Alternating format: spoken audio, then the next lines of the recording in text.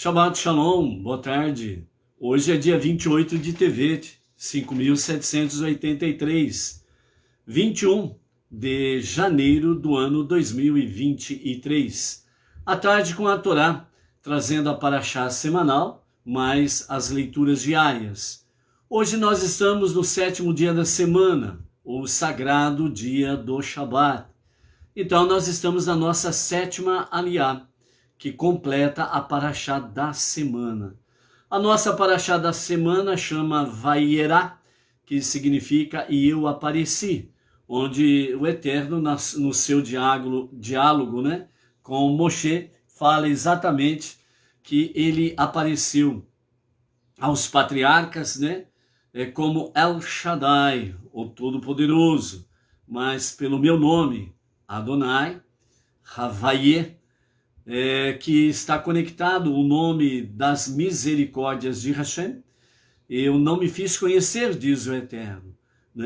Então, nós vemos aqui, à medida que o tempo passa, Deus vai se revelando de forma mais propícia aos seus.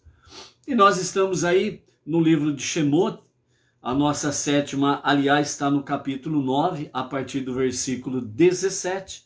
E nós vamos até o verso 32, que está exatamente a nossa 7ª praga, a praga do granizo, que vai cair sobre todo o Egito, ok? Baruch Hashem, bendito seja o nosso Deus que nos concede a graça de podermos juntos enaltecermos o nosso Deus, ok?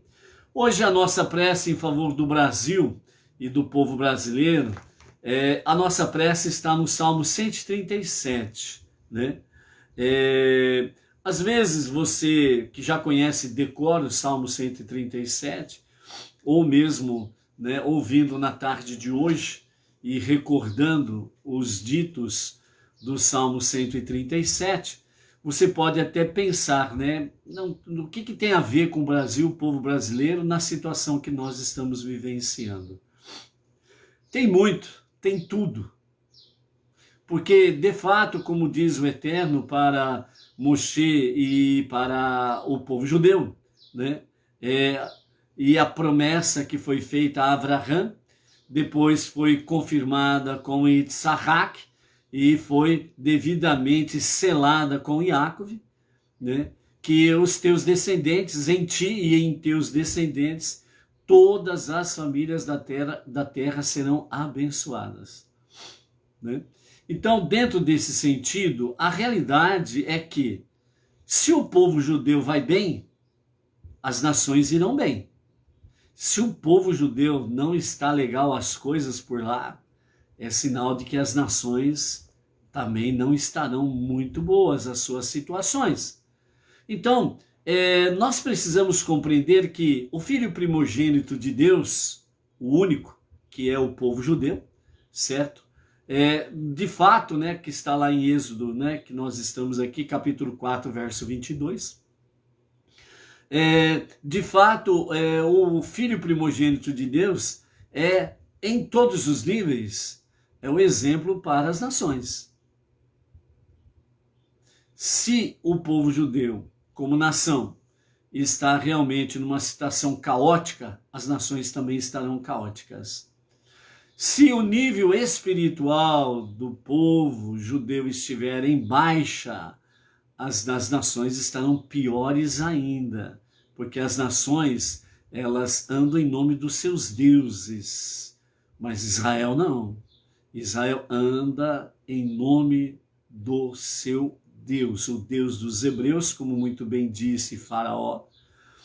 Como também Faraó disse, o Deus dos hebreus é um Deus justo e que não há igual a ele. Então por aí afora vai o único Deus, o único Criador, o único Redentor e o único Salvador, que é o Deus dos hebreus, o Deus dos 5 primeiros livros da Bíblia, a Torá ou o Talmud, como que, aliás, o Pentateuco, como queira, Então, nesse sentido, nós precisamos vendo com olhos espirituais a realidade dos fatos, para que nós não sejamos dominados, influenciados de forma negativa por aquilo que está acontecendo, mas que nós possamos ver que de fato está oculto não somente a presença divina, mas as grandes bênçãos que Deus tem para o nosso país e para o nosso povo. O movimento Bnei Noach Brasil, com a liderança do nosso Rav Yaakov Gerenstad, aqui no Brasil, obviamente, chegou no momento certo para a nossa nação. Desde 2012, assim está presente no nosso país o movimento Bnei Noach. E são quem? São aqueles não-judeus que abraçam a fé monoteísta com fundamento judaico e orientação rabínica. E é um momento propício para que nós possamos estar divulgando a unidade e unicidade do nosso Deus. O único. Realmente levarmos as pessoas que é necessário, é importante, é primordial pararem de olhar para baixo e voltar a olhar para cima, para o céu, de onde vem a nossa redenção, de onde vem a nossa salvação, que só Deus, somente Deus, pode nos proporcionar. Levando essa mensagem para que realmente, o histórico negativo do nosso país e do nosso povo mude para algo bom e positivo. Então, por isso, de fato, sem sombra de dúvidas, nós temos a nossa prece de hoje para o nosso Brasil, o nosso povo brasileiro, ok? O nosso amado José Hélio Tavares, lá da cidade de Silveiras, interior de São Paulo, está nos relatando aí, gratidão a Hashem, está comemorando hoje 50 anos de casado, Baruch Hashem. Então, ao José Hélio Tavares, se puder colocar o nome da esposa aí, coloca o nome da esposa para a gente falar o nome dela também, Então, o José Hélio Tavares e esposa, Mazal Tov, pelos 50 anos, bodas de prata, de aniversário de casamento. Oi?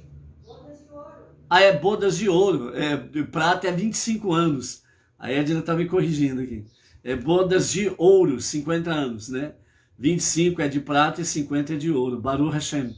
Então, José Hélio Tavares e esposa, família, Mazal Tov, com todas as maravilhosas bênçãos de Hashem, que ele renove a sua graça sobre a vida de vocês, de vida longa, e com muita proteção, saúde, e que cada dia do vosso viver, esse amor precioso seja renovado em vossas vidas, com muita, como nós estamos vendo essa semana, com muita paixão, com muito amor fervente um pelo outro, ao José Hélio e a esposa Neuza Costa, Então, Mazal Tov, parabéns, maravilha, Maravilha, 50 anos, Daqui 3 anos, a Ednei, vamos chegar nessa data aí, viu, José Hélio?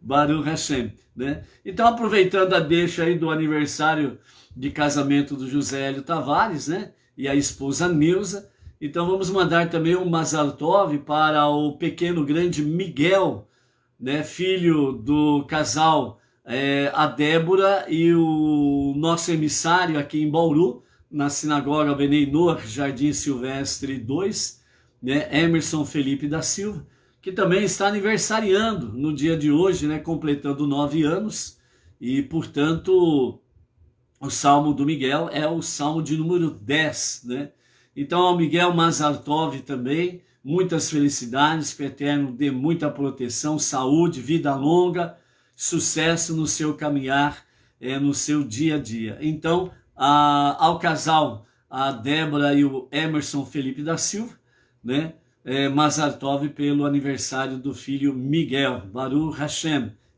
Então, muitas felicidades aí. Retornando à nossa prece pelo Brasil, o povo brasileiro, o Salmo 137, que é a base da nossa prece de hoje, nos fala que Deus permitiu ao rei David ter as visões proféticas da destruição do primeiro e segundo templo, né? E também a dispersão, o exílio, né? Através das nações estrangeiras e distantes, né? Da sua terra natal. Mesmo nesse sentido, apesar das suas gerações, né? Errar pelo mundo, ou seja, exílio, né? Andar de país em país, pelo mundo afora, mas a missão principal, essencial, soberana, né, suprema do povo judeu, a sua missão é permanecer arraigado, né, no coração de Jerusalém, sem se dispersar de Jerusalém, promovendo a Torá, seus mandamentos e o conhecimento de Deus no mundo. Se não agir assim, então, quer dizer, se o judeu ele perde a visão da sua missão, né, principalmente aqueles que se deixam assimilar pelas nações, pela cultura das nações, pelas religiões das nações, então o que acontece?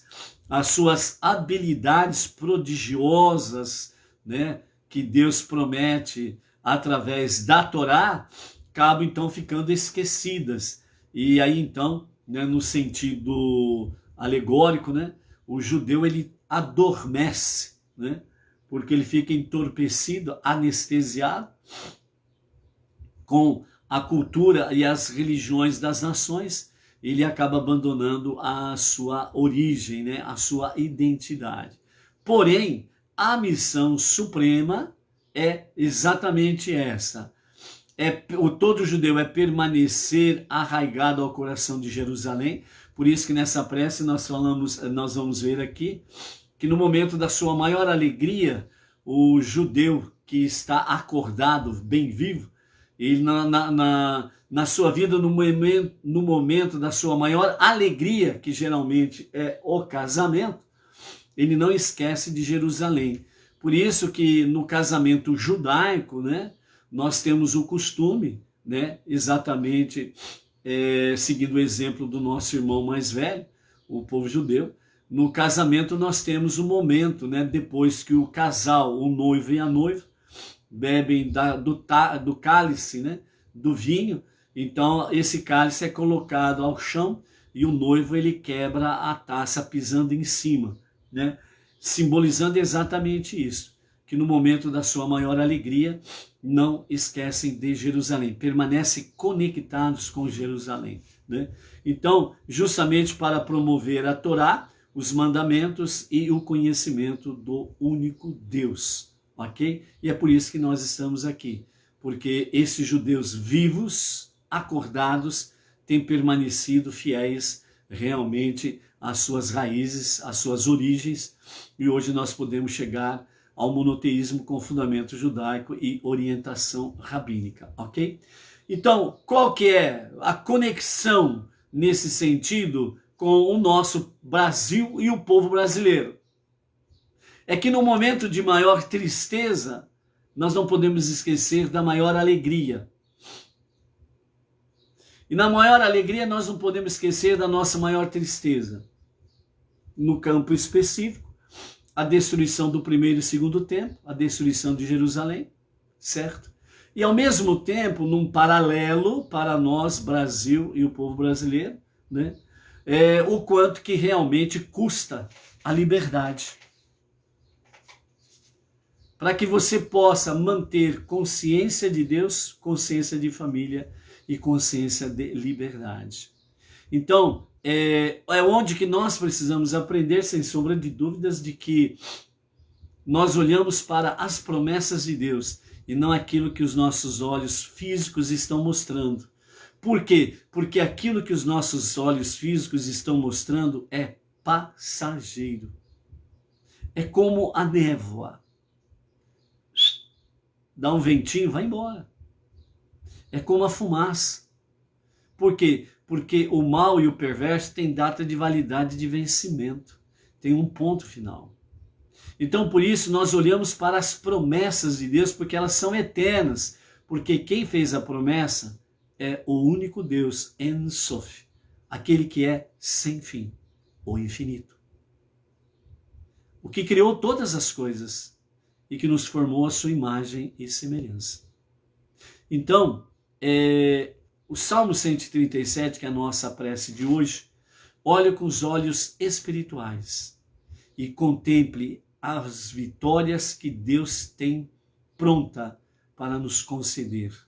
Por isso, não vamos nos demover realmente da nossa fé, confiança e esperança em Deus, porque somente Ele que pode trazer a graça, a proteção, a liberdade e as vitórias.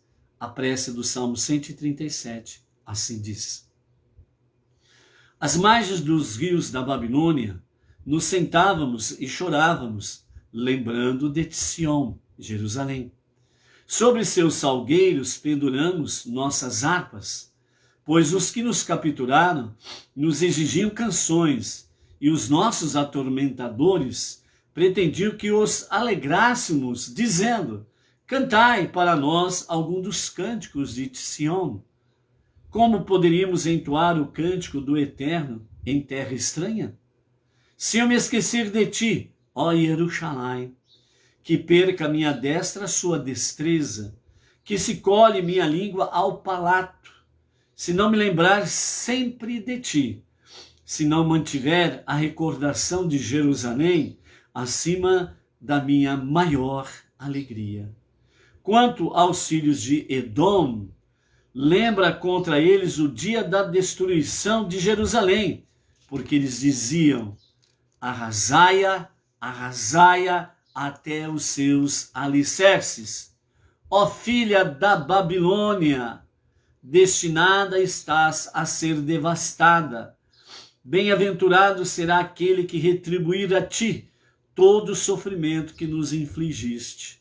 Sim, bem-aventurado será aquele que teus filhos esmagar contra uma rocha. Amém, amém. Palavra forte, prece poderosa e a certeza que só tem um que comanda. Só tem um que é o soberano dos mundos. Que só tem um que é o Todo-Poderoso. E mais ninguém.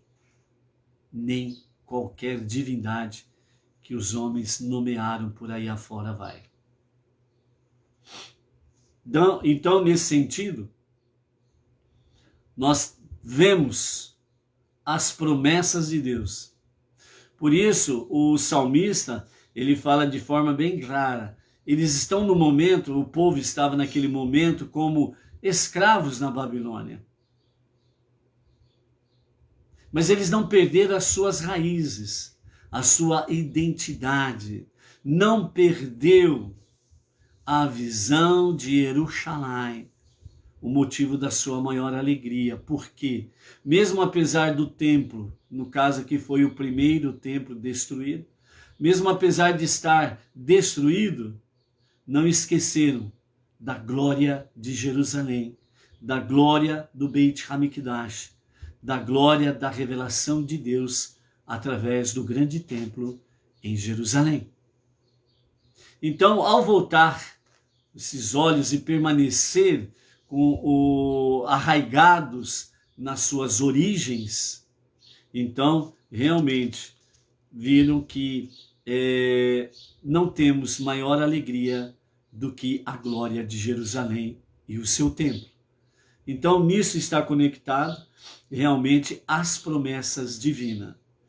E quando fala, quanto aos filhos de Edom, Edom vem lá da raiz de Esaú, aquele que nutriu um ódio tremendo, mortal, contra Iacove e a sua descendência, que é Israel, o povo judeu.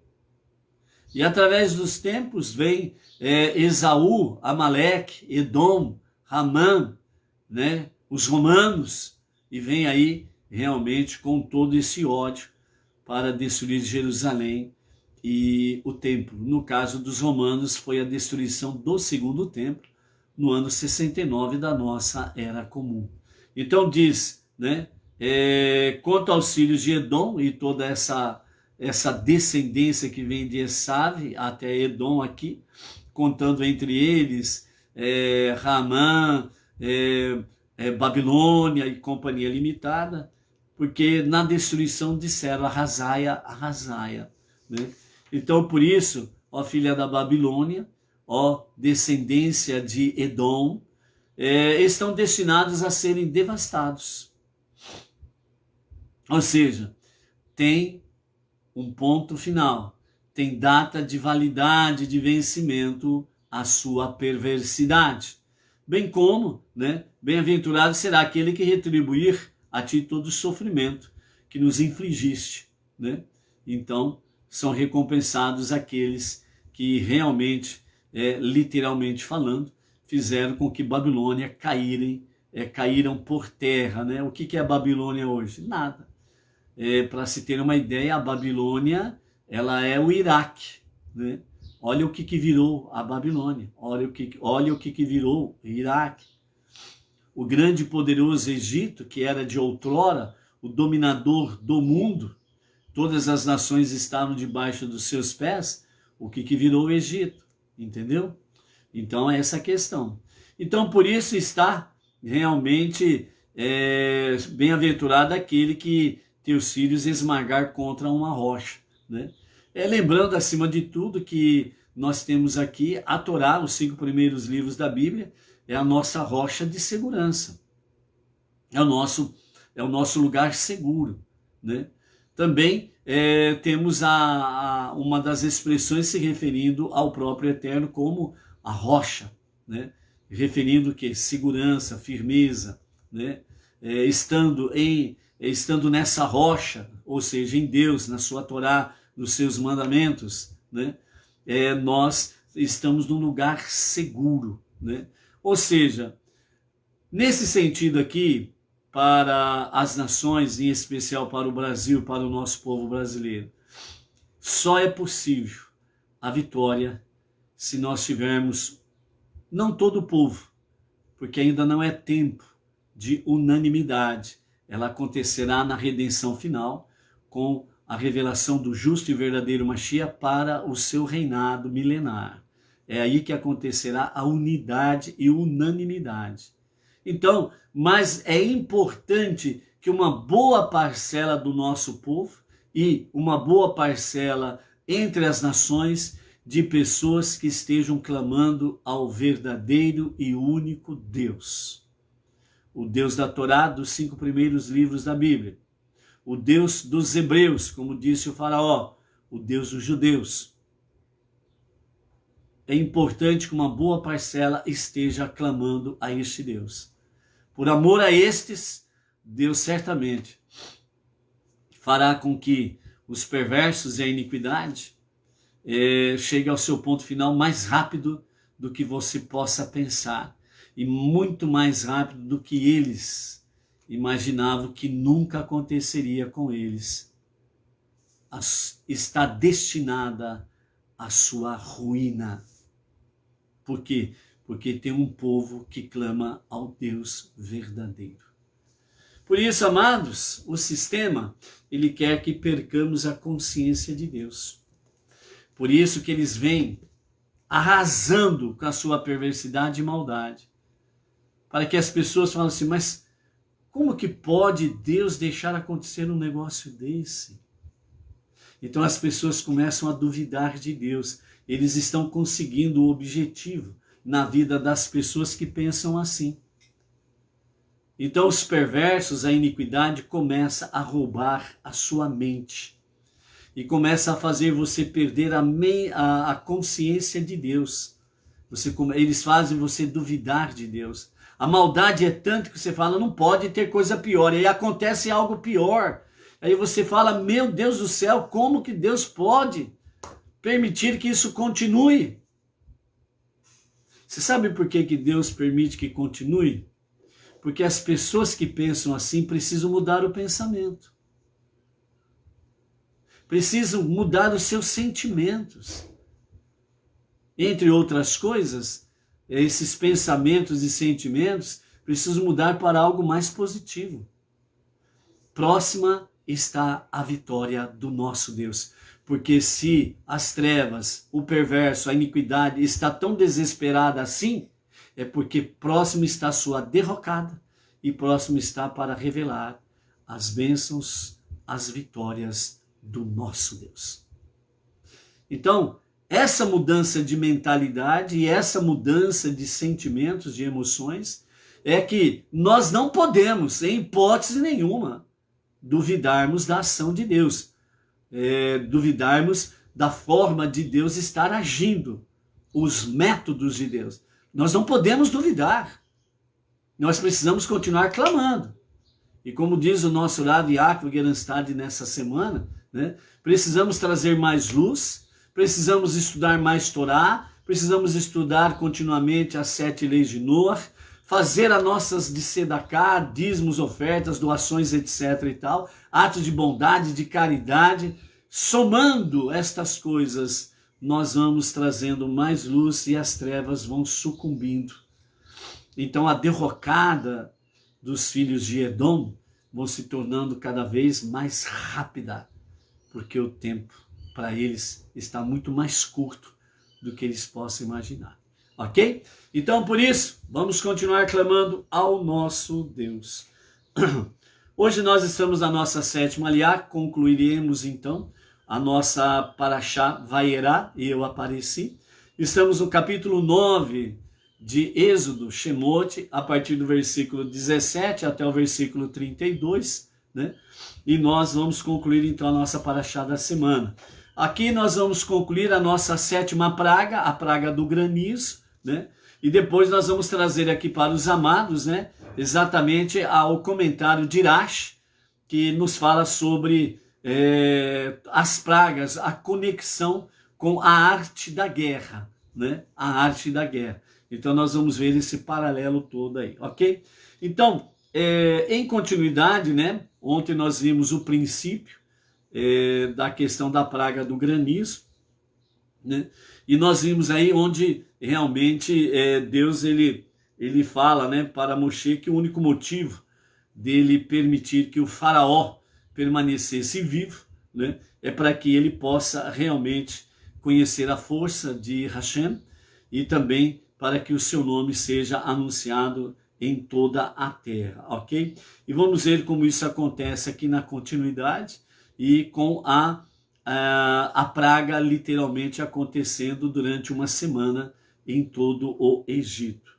Então o verso 17 diz, na continuidade de Deus falando com Moshe, Moshe retransmitindo ao faraó, ou ao paró, né? Se você ainda reprimir meu povo, recusando-se a enviá-lo, eu trarei um granizo muito pesado a esta hora amanhã. Nunca houve antes no Egito como este granizo, desde o dia em que ele foi fundado até agora. Ou seja, o Egito não conheceu nenhuma chuva de granizo como esta, porque essa será totalmente diferente, né? Essa praga do granizo, ela é tão aterrorizante porque as 6 primeiras pragas somadas não têm o mesmo peso do que a praga do granizo. Então, a praga do granizo, ela foi um verdadeiro terror para o Egito e para o povo egípcio, para a plantação e para os animais que permaneciam fora de qualquer cobertura, ok? Então, quando nos fala aqui Moshe, né, a esta hora amanhã, né? Então aqui Irash, ele comenta também sobre essa questão aqui, nos falando sobre a praga do granizo, sobre essa questão, a esta hora amanhã. Segundo Irash, ele fala que o Egito ele tinha vários métodos, em particular, para medir o tempo, né? Então, afinal de contas, nós seguramente podemos presumir que os egípcios tinham métodos mais sofisticados e precisos de medir o tempo que somente seguir a sombra do sol. a sombra do sol. Eles tinham métodos mais sofisticados do que seguir a sombra do sol. Sombra do sol. Palavra importante. Até mesmo uma criança que estava familiarizada com os relógios de areia lá do Egito, os relógios de água que deveriam ter sido usados no Egito. Assim, quando a Torá diz que Moshe advertiu o faraó que a praga começaria a certa hora no dia seguinte, porque ele não deixou os egípcios descobrirem a hora certa, né? Então, amanhã, às 10 horas da manhã, amanhã, às 7 horas da manhã, amanhã, às 8 horas da manhã. Então, é essa questão de hora. Mas vejam bem que aqui, Rashi, ele faz uma menção sobre seguir a sombra do sol. Ou seja, quando nós temos aqui, no versículo 18, em que Moshe diz, eu trarei um granizo, diz o Eterno, Moshe falando para o Paró, né? Um granizo muito pesado, a esta hora, amanhã. A esta hora, amanhã. Então, Moshe, ele faz um risco na parede, ali no salão do Paró. E quando ele faz aquele risco, ele diz, amanhã, a esta hora, e aponta para o risco que ele fez naquela parede, dizendo, amanhã, na hora que o sol bater aqui, esta praga acontecerá. Então não era a hora 6, 7, 8, 9, 10 horas. Era a hora do sol bater naquele lugar.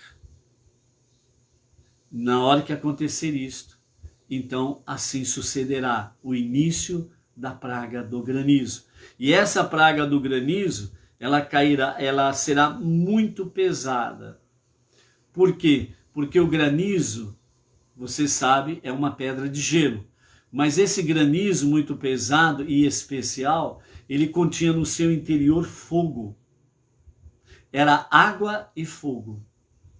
Nós vamos ver mais detalhes sobre isso, o que o nosso Rebbe Menachem Mendel, o líder máximo espiritual da nossa geração, comenta sobre isso. Então era água e fogo. Dois elementos da natureza. E aí Deus estava mostrando para o Paró quem é que manda. Quem é que está acima de tudo e de todos? Quem é? O soberano dos mundos, o soberano sobre a natureza. Granizo, contendo no seu interior fogo, só aqui que aconteceu. Entendeu?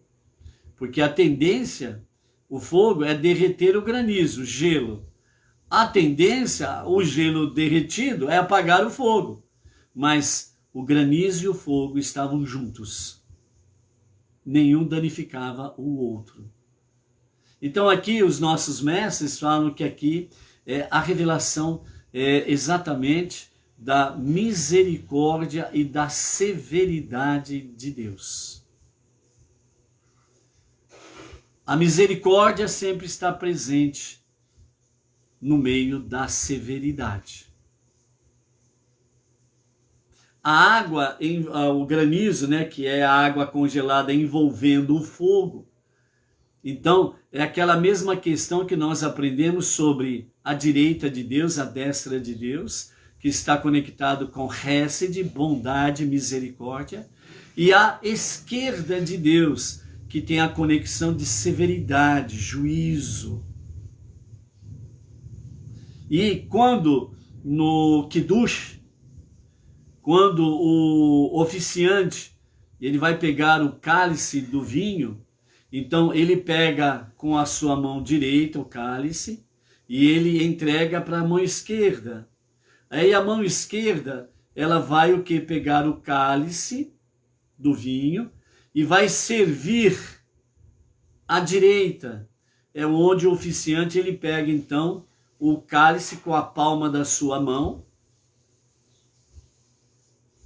e faz então a bênção do Kiddush. Então isso significa, como diz os nossos mestres, significa que a esquerda, ela está como serviçal da direita.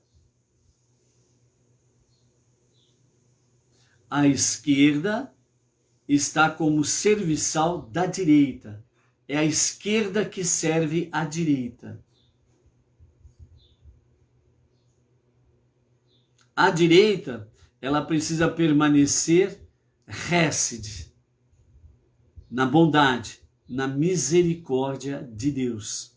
Então, por isso, o granizo, água congelada, ela envolve o fogo. O fogo é a severidade.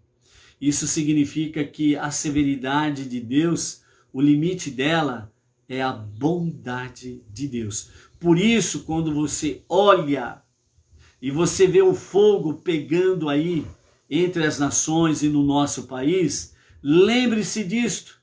Esse fogo, severidade, companhia limitada daquilo que está acontecendo negativamente no nosso país e nas nações, lembre-se disto.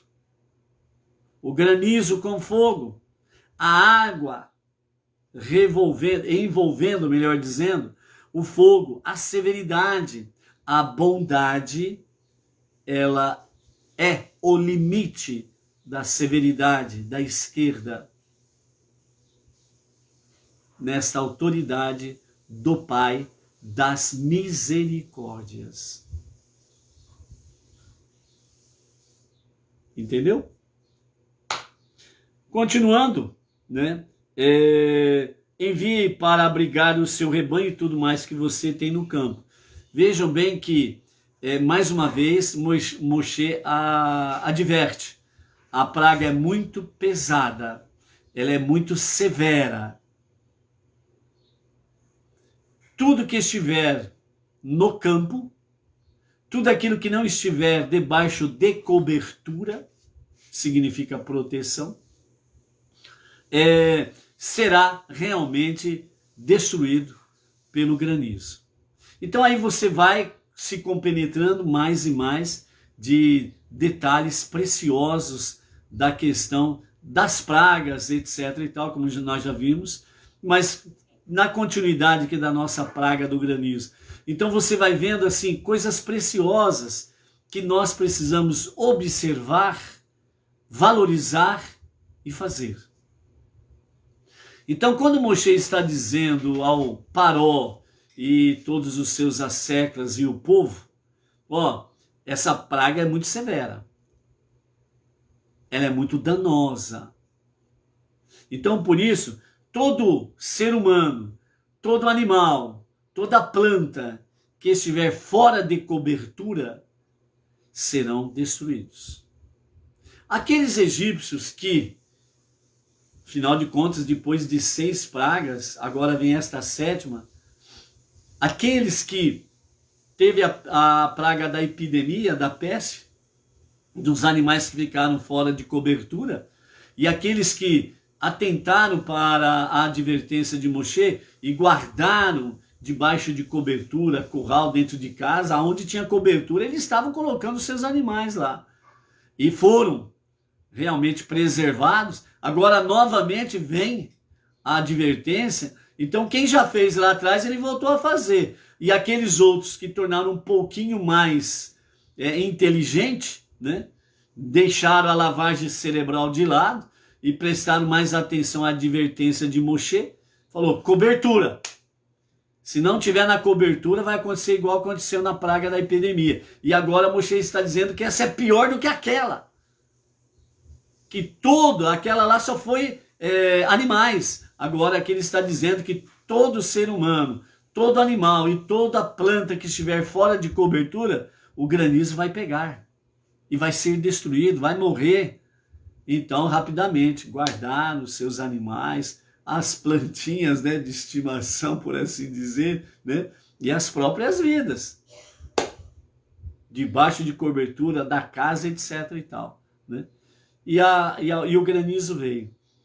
Bom, trazendo isso dentro do campo e da dimensão espiritual, o que Moshe estava realmente ensinando para o povo e o próprio Paró é que Deus é o único que manda. Não tem ninguém comparado a ele. Ele é o único soberano. Segunda questão, ir para debaixo de cobertura, proteção. Somente a palavra de Deus é a proteção para o ser humano. Somente a palavra de Deus é a proteção para tudo aquilo que o ser humano possui, seus bens e companhia limitada. Se você e os seus bens não estiverem debaixo da cobertura da Torá, dos seus mandamentos, das 7 leis de Noé, está correndo perigo. Ah, mas eu tenho uma poupança legal. Vem um governante perverso e na sua poupança. Não, o meu salário me garante. Aí vem um governante perverso e diz assim, agora você vai pagar imposto maior. Então o seu salário já vai... Ou seja, como dizem os nossos sábios, a melhor aplicação que nós podemos fazer é de sedacá. Deus faz prosperar, porque Ele abençoa os que com coração sincero e voluntarioso praticam de sedacá. No mínimo, diz Maimônides, que no mínimo Deus retribui duplamente. No mínimo. Então aqui Moshe está ensinando exatamente isso. Se vocês querem vida longa, se vocês querem proteção das suas próprias vidas, se você quer proteção dos seus bens, dos seus pertences, abriguem-se à sombra da palavra de Deus, abriguem-se debaixo da destra de Deus, à direita de Deus, a misericórdia, a bondade, Hesed, e tudo lhe irá bem. É isso que Moshe está dizendo. É isso que nós precisamos aprender sem sombra de dúvidas. Então, por isso, Moshe, para não deixar com que os magos e feiticeiros e companhia limitada do Paró, certo, alterassem qualquer um dos seus relógios, tem um que não tem como alterar. Era exatamente o sol. O andar do sol. Conforme a sombra do sol faz para ir e vir. E na hora que a sombra do sol fosse removida daquele risco e o sol atingisse o brilho, a claridade, a luz do sol atingisse aquele risco, então naquele exato momento começaria a praga do granizo. Então aqui, mais uma vez, Moshe estava dizendo ao Paró, aos seus astrólogos, os seus astrônomos, né? Aos seus feiticeiros, aos seus necromantes, aos seus conselheiros e toda a sua galera de ministros, estava simplesmente dizendo: quem manda é Deus, o Deus dos hebreus, e nenhum de vocês, nem os seus deuses e nem a sua cultura. É este horário. Não é às 7, 8 ou 9 horas. É neste horário aqui. Era o único que eles não tinham como alterar o horário. Por quê? Porque era a hora do sol. E quem manda no sol? Então era nesse sentido que Moshe estava dizendo ao Paró e aos seus. O Rei do Universo, o único e verdadeiro, aquele que tem o único e verdadeiro domínio sobre toda a natureza, sobre os astros e companhia limitada, é nesse horário de Deus, não no vosso, é no horário de Deus. Assim acontecerá. E então chegou o famoso horário de Deus, e então Deus disse a Moshe: aponte seu cajado para o céu.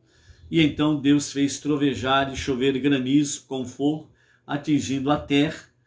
Havia granizo com fogo queimando dentro das pedras do granizo, né? O verso 24 aí do capítulo 9. Havia granizo com fogo queimando dentro das pedras de granizo. Ele era extremamente pesado, diferente de qualquer coisa que a terra e do Egito tivesse já experimentado.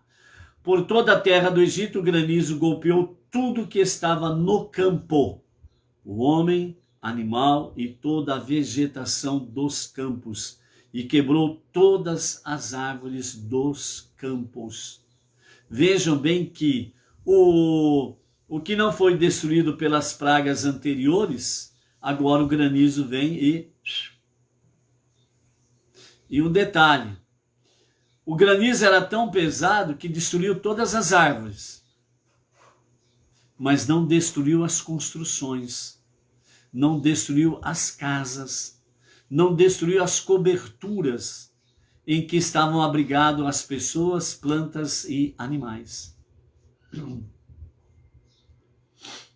Mais uma vez, a terra de Goshen também foi preservada, como nos relata o verso 26. Né? Então a terra de Goshen, onde estava o povo judeu, foi preservada. Então, Paró, quem que manda? Você? Manda nada. Entendeu? E então, novamente, né, a praga ela tem o seu percurso de 7 dias, e novamente o Paró manda chamar Moshe e Arão, né? E agora o Paró diz, eu pequei dessa vez. Deus, o Deus dos hebreus, Deus é justo. Aliás, a Torá escrita diz assim, Deus é o justo. Então esse artigo o significa único. Então o Paró estava reconhecendo que o Deus dos hebreus era o único justo. Assim como também eu e meu povo somos perversos. Então o Paró e o seu próprio povo reconheceram que o Deus dos hebreus é Deus o justo. Devido a essa confissão do Paró, né, segundo Rashi, nos traz aí nos seus comentários, né, inseridos tanto no Talmud e o Midrash também traz sobre isso, é que esta é a razão pelo qual o Paró ele foi o sobrevivente do mar de juncos. Quando o Paró e todo o seu exército passou pelo mar, aliás, adentrou no mar, e aí Deus fez as águas se fecharem. E quando as águas se fecham, né, o Paró e todo o exército sucumbe às águas. Então, nesse contexto aqui, os nossos mestres, Rashi, nosso Menachem Mendel, comentando o Talmud Mishnah, fala que Deus enviou um anjo para tirar o Paró do fundo das águas. E ali, fora das águas, às margens do mar, na areia, ele, então, como todo salva-vida faz com o afogado, fez com que ele ressuscitasse. E dali, Paró, ele não voltou para o Egito, mas ele foi para a cidade de Nínive, ok? Nesta mesma sequência, nós temos aí que, juntamente com o Paró, o povo, né, aí aqui representado, né, exatamente, nós vamos ver aí a passagem do Mar de Juncos, né? Então, aqueles que seguiram o Paró em perseguir o povo judeu, que nós vamos ver lá na frente, além do exército do Paró, uma boa parte da população foi junto. Seguiram o exército atrás do povo judeu. E depois que o povo judeu passa em segurança do outro lado do mar, né? Então o Paró, o exército e o povo que estava com ele adentram as águas, né? Achando que poderão atravessar como os judeus atravessaram. Mas aí então as águas se fecham e todos morrem, né? Então, justamente como Deus ele é misericordioso, né? A destra, a direita de Deus, certo? Dentro desse aspecto, então, Paró, ele é retirado das águas, não retorna ao Egito e vai para a cidade de Nínive. O povo ali que sucumbiu às águas, justamente por juntos com o Paró reconhecerem que Deus é o justo, então Deus pratica a justiça aqui. Ele faz com que as águas elas tragam os corpos de todos para a areia da praia. E ali, junto à areia da praia, Deus faz com que a terra venha sepultar os mortos, para ter realmente um sepultamento digno. Que o sepultamento digno é esse, a pessoa ter o direito de poder realmente ter a sua cova junto à terra e cumprir o dito de Hashem, voltar à terra. Tu és terra, da terra foi tomado e para a terra retornarás. Então é uma morte, é um sepultamento digno da pessoa ser sepultado junto à terra e assim retornar à terra como é de fato a sua origem, ok? Benjamin, o Benjamin chegou, já está querendo bagunçar aqui, ó. Então, né? Oi, Benjamin, shalom, shalom. Dá o ar da graça aí, Benjamin. Fala shalom pra turma aí, fala assim, shalom, gente. Olha lá, o Benjamin dando shalom. Isso, faz assim, Benjamin. Olha lá, ei. Olha lá, o Benjamin apareceu aqui na nossa live hoje. Um beijão para você, Benjamin. Obrigado. Né? Então, amados, aqui nós vemos realmente a graça divina, né? Em todas as suas ações. Né? Depois, quando nós entramos aqui, toda a terra pertence a Deus, né? O Paró reconhece que Deus é o justo, e ele e o povo é perverso, e o povo junto com o Paró concorda com isso, né? E depois ele pede para que realmente cesse a praga, né? O Paró pede a Moshe, e Moshe então fala que quando ele sair da cidade, ele estenderá suas mãos a Deus pedindo que a praga cesse, né? Ao completar o 7º dia, a praga vai cessar, sem sombra de dúvidas, né? Então, o verso 31 diz, o linho e a cevada foram destruídos, uma vez que a cevada estava madura e o linho estava duro em sua haste, né? Mas o trigo e o centeio não foram destruídos, já que eles brotam mais tarde, né? Então, aqui nós estamos vendo que o trigo e o centeio é a base do sustento fundamental do ser humano, onde está conectado com a questão de pães, entendeu? Então, Deus preservou o trigo e centeio, porque mais tarde é que eles vão exatamente brotar. Então, a praga do granizo, ela fez com que realmente toda a plantação, etc. e tal, fossem devastadas. Mas Deus agiu no momento adequado para que o trigo e o centeio fossem preservados. Isso significa o quê? Significa pão. As pessoas terão pão para comer, até que se prepare a terra, faça uma nova preparação da terra, semear uma nova safra, etc. e tal, até chegar ao ceifar da nova safra. Mas o trigo e centeio brotariam logo. Então o povo teria realmente a matéria-prima para poder fazer pães. E o pão, né, no sentido geral, o pão significa um dos sustentos básicos da vida do ser humano. E a Torá, ela também é comparada ao pão. Então, por isso, o verdadeiro significado do pão que vem do céu, que é representado mais na frente, o maná, né? O pão que vem do céu, é exatamente trazendo para nós a verdadeira visão, que o pão que vem do céu é a Torá, não é ninguém, não é um ser humano, não é um semideus ou um Deus que alguns queiram talhar. O pão que vem do céu é a Torá, são os mandamentos, são os preceitos divinos. É por isso que Salomão fala de fato, né, em Provérbios, né, que a Torá é árvore da vida, é o pão da vida, ela é realmente vida. Então nós temos a Torá como sendo comparado à água, sendo comparado ao pão, são matérias primas para toda a sobrevivência humana e de todo ser vivente, obviamente. Entendeu? Então por isso a Torá ela traz essa observação aqui, para nós estarmos de fato conectados com essa realidade, que o pão que vem do céu é a Torá, nada mais do que isso. O que passar disto é realmente preceitos de homens e não tem fundamento nas escrituras. Ponto. Depois do verso 33 ao 35, nós temos a leitura final da nossa paraxá.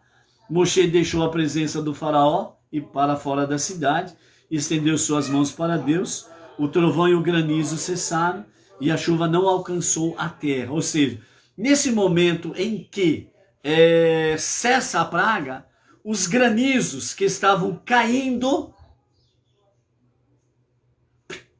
desaparecem. Eles não chegam nem a tocar o chão. Porque no momento em que a praga cessa, então desaparece o granizo. Então não chove mais granizo em hipótese nenhuma. Ele simplesmente, no momento que cessa a praga, na altura que ele estivesse, o granizo desapareceu. Certo? Então, o coração do faraó, percebendo que tudo volta à normalidade, né? Então ele não deixou os israelitas saírem. Continuou endurecendo o seu coração, de livre e espontânea vontade. Ok? Quanto à questão da chuva de granizo, o Rashi e os nossos mestres comentam que a chuva de granizo foi algo tão aterrorizante que quando eles se chocavam no cair, provocavam fortíssimos barulhos, sem contar os próprios raios e trovões que eram provocados pela tempestade. Somando a isto, quando batia no solo, a explosão era algo tremendo. Era como se fosse bomba sobre pomba. Certo? Os trovões, eles eram tão fortes, que muitos egípcios morreram com o barulho do trovão. Lembra de uma tempestade? Lembre de uma tempestade que você teve medo. Quando um trovão você ouviu e o seu coração parecia que saiu pela boca. Você já passou por essa experiência? Todos nós já passamos por essa experiência. Agora imagine isso multiplicado em inúmeras vezes. O coração saiu pela boca dos egípcios. No modo de dizer, significa morreram pelo estrondo, pelo medo, pelo pavor, pelo susto.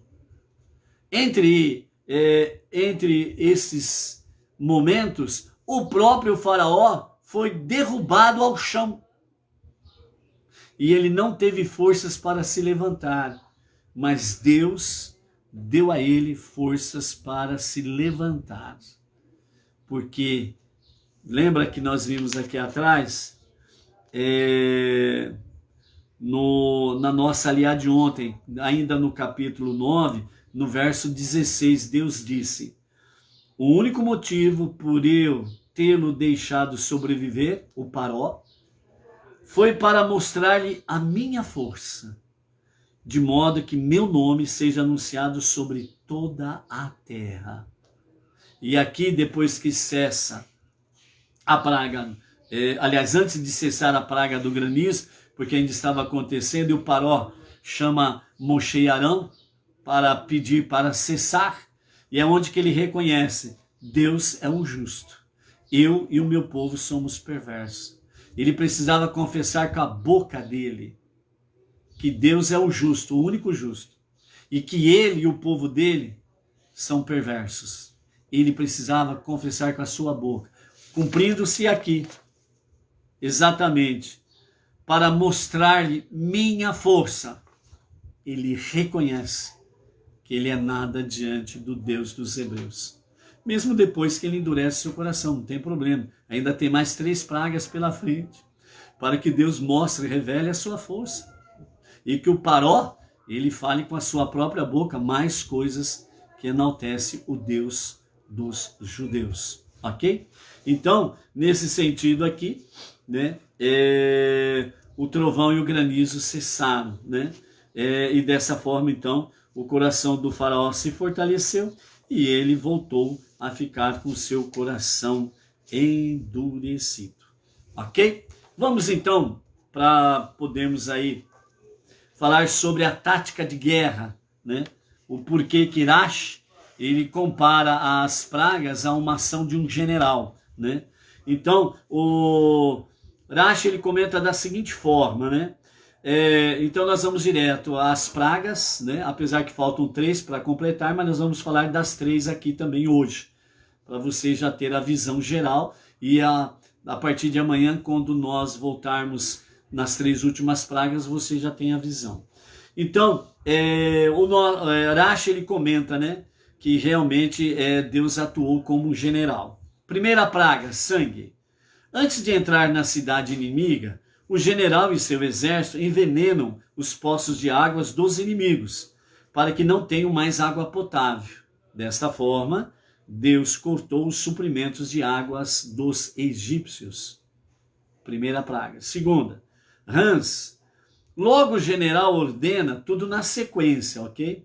Logo o general ordena aos tocadores de trombeta e tambores que toquem os instrumentos tão forte que o barulho assuste o inimigo. Quando o exército do general, ele sitia uma cidade, então normalmente o que eles fazem, seguindo a própria regra de guerra, ok? Como general de guerra. Então cortou as águas potáveis, o suprimento, a origem. Vai deixar o povo sem água potável. Na sequência, rãs. O general, ele manda tocar trombetas. Fala a hora para mim, exato. Ordena aos tocadores de trombetas e tambores, que significa o quê? O general manda com que os seus exércitos, né, ele, em torno da cidade sitiada, dia e noite, fique tocando tambores, trombetas, fazendo o maior barulho possível, para não deixar ninguém dormir. E os barulhos dos tambores, trombetas, cornetas e por aí afora vai trazendo cada vez mais medo, pavor naquele que está sitiado. Terceira, piolhos. O general ordena então, nesta sequência, que os seus soldados disparem flechas sobre os inimigos para matar os soldados e assustar os restantes. Então é uma chuva de flechas. Deste modo, Deus castigou os egípcios com piolhos que os picaram como se fossem flechas. Quarto, animais selvagens. Antes do ataque, o general, ele convoca outros exércitos para que se unam na luta junto com ele contra a cidade sitiada. Desta mesma forma, Deus chama os animais selvagens que vêm com eles, né, as cobras e escorpiões, para que se reúnem e lutem contra os egípcios, né? Imagine o terror que isso também foi causando, ok? Quinta praga, né? Morte dos animais, as pestes, né? Ou epidemias, né? Antes da batalha, o general envia mensageiros especiais que encontram formas de destruir os animais do inimigo. Deus trouxe uma praga especial, a peste, que atacou os animais dos egípcios e lhe causou a morte, né? Então, qual é o sentido da tática aqui? De levar alguma forma de destruição aos animais do inimigo, para que eles não tenham a oportunidade de fugir. Entendeu? Então eles ficam sem os animais. E aí vem a peste dos animais dos egípcios. Sexta praga, sarna. O general busca formas de destruir soldados no campo inimigo, para que restem menos guerreiros para a luta. Igualmente, Deus causou a doença dos egípcios, fazendo com que tivesse sarna. Sétima praga, granizo. O general bombardeia a cidade com armas e mísseis. Deus enviou então tempestade de granizo sobre os egípcios, né? Como acabamos de ver, né? Os barulhos, os trovões que eram provocados nessa tempestade, né? Muitos morreram só do medo do pavor. E também as pedras que eram pesadas, né? E continham no seu interior fogo. Então, quando elas batiam no solo, elas se quebravam. E então, as pessoas que estavam próximas, elas eram incendiadas pelo fogo. Então, elas morriam carbonizadas. Quem não morria da pedrada na cabeça de granizo, né? Morria do fogo que saía do próprio interior do granizo. Então, imagine o porquê que Moshe fala que essa praga do granizo era pior do que as 6 anteriores, certo? Oitava praga, os gafanhotos, né? Por último, o general e seu exército entram na cidade inimiga e a destroem. Da mesma forma, os gafanhotos.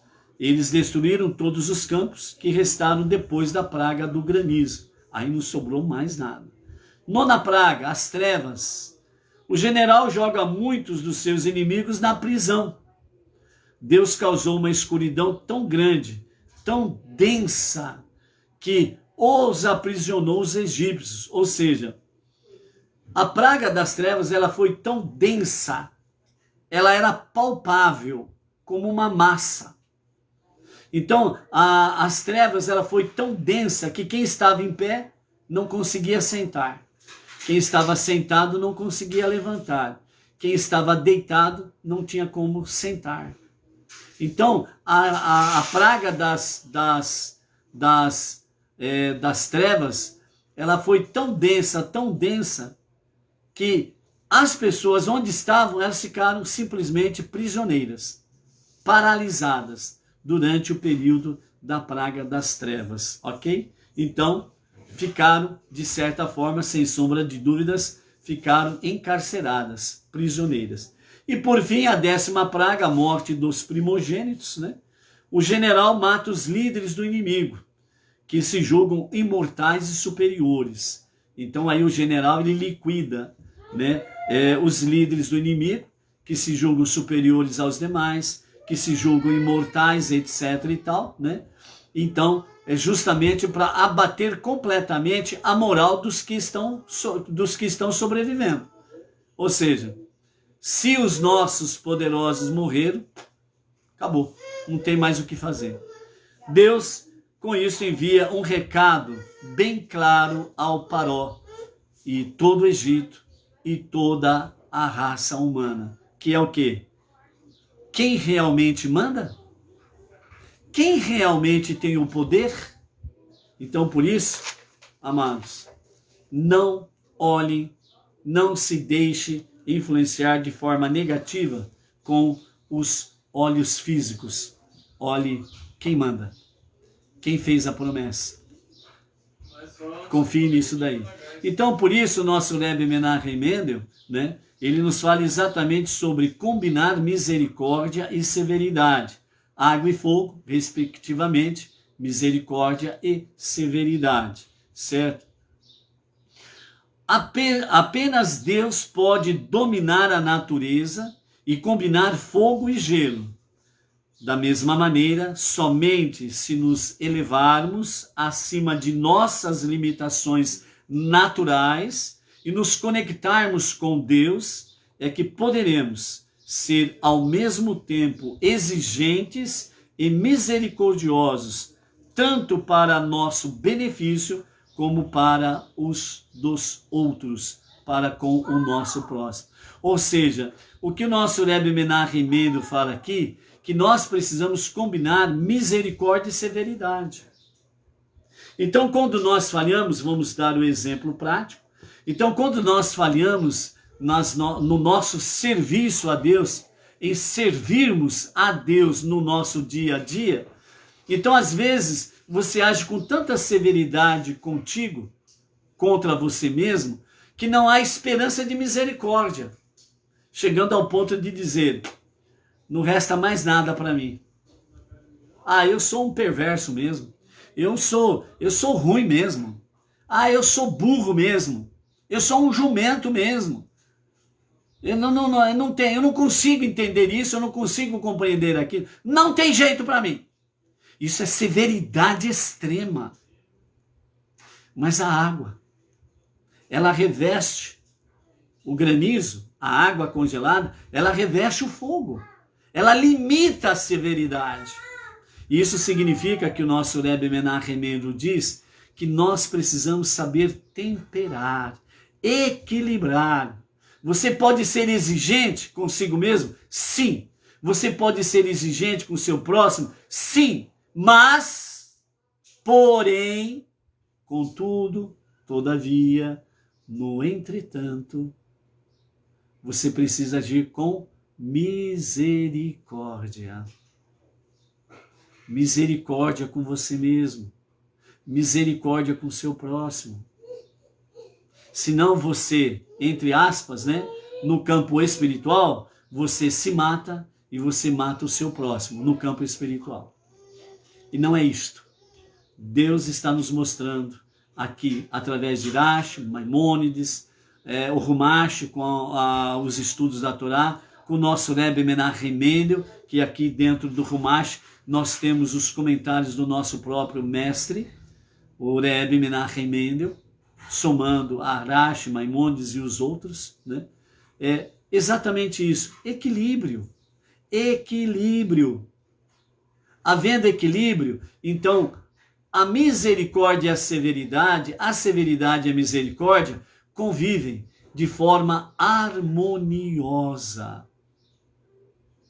E nós crescemos, nos elevamos e podemos subir degraus espirituais sempre em elevação na presença divina. Por isso, faça da sua vida uma elevação. Shavuot Tov, um excelente encerramento de Shabat. A Havidalá acontecerá às 19h34, que é o momento da separação do 7º dia, o sagrado dia do Shabat, e os 6 dias comuns, ok? Então, para você, sua família e todas as comunidades, Benenur, o Shavuot Tov, uma semana abençoada, com muito serviço com Deus, para Deus, com muito equilíbrio em misericórdia e severidade, para que você possa cada vez mais ser um autêntico filho da luz, filho de Deus. Ok? Então, Shavuot Tov, até amanhã com a nova Parashá. Shalom, shalom.